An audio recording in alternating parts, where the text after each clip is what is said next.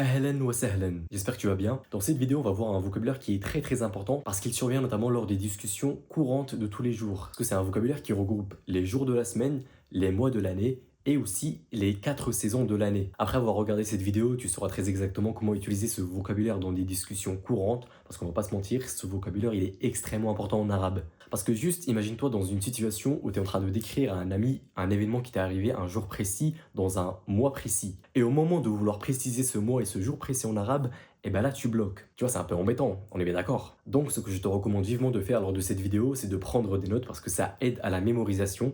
Et je t'invite aussi à répéter les mots de vocabulaire que je te dis, comme ça tu as plus de facilité à les mémoriser. Tu verras que je t'ai laissé des passages dans la vidéo exprès pour ça, un petit laps de temps dans lequel tu vas répéter ce que je dis. Comme ça, t'apprends plus vite. Et on commence directement par les saisons parce que c'est les plus rapides, il n'y en a que 4 dans l'année. Et la saison d'été en arabe, on appelle ça as-saif. As-saif, répète après moi. As-saif. Bien. Ensuite, on a la saison d'automne. En arabe, on dit al-kharif avec la lettre kha au milieu du mot. Al-kharif. Répète après moi. Al-kharif. Bien. Ensuite, après ça, on a l'hiver. L'hiver, en arabe, on dit ash-shita'. Ash-shita'. Répète après moi. Ash-shita'. À toi. Très bien. Après ça, parce que c'est dans l'ordre chronologique en quelque sorte, après l'hiver, il y a le printemps. Le printemps, en arabe, on dit rabi'. Tu verras qu'il y a la shadda qui est juste au-dessus de la lettre ra, qui fait que on met l'accent sur le ra. On ne dit pas arabi', mais on dit arabi'. Répète après moi. Arabi'. À toi. Bien, maintenant qu'on a vu les 4 saisons, on va maintenant passer aux mois de l'année. Il faut savoir qu'il y en a 12 et je te les ai regroupés dans leur ordre chronologique, on va dire. On va commencer directement par le premier mois de l'année, qui est le mois de janvier. Et en arabe, on dit Yanayir. Répète après moi. Yanayir. Bien. Ensuite, le mois suivant, c'est février. Février, en arabe, on appelle ça Fabrayir. Répète après moi. Fabrayir. Encore une fois, Fabrayir. Bien. Après ça, on a le mois de mars. Le mois de mars, en arabe, il est très similaire à la prononciation du mot en français en quelque sorte. Et en arabe, on dit Méris. Répète après moi. Méris. Encore une fois. Méris.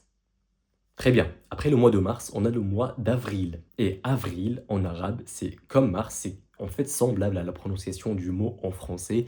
Et avril, en arabe, donne abril. Sauf que là, comme tu as pu le voir, on ne prononce pas le V, mais on prononce le B. Parce qu'en fait, dans l'alphabet arabe, il n'y a pas la lettre V. Donc ici, en l'occurrence, on l'a remplacé par B.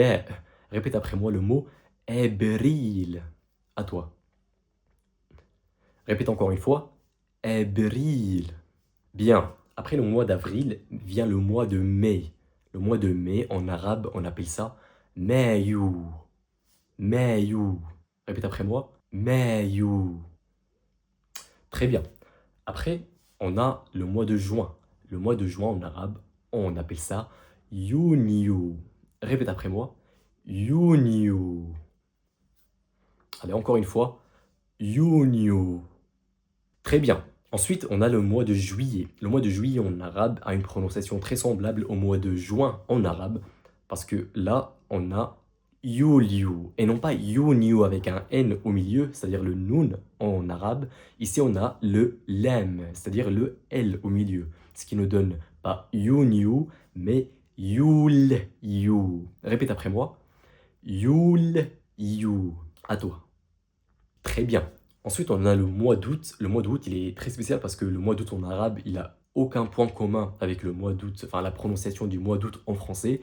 Et ici, en l'occurrence, le mois d'août en arabe, on dit arostos. Répète après moi. Arostos. Arostos. Encore une fois. Arostos. Bien.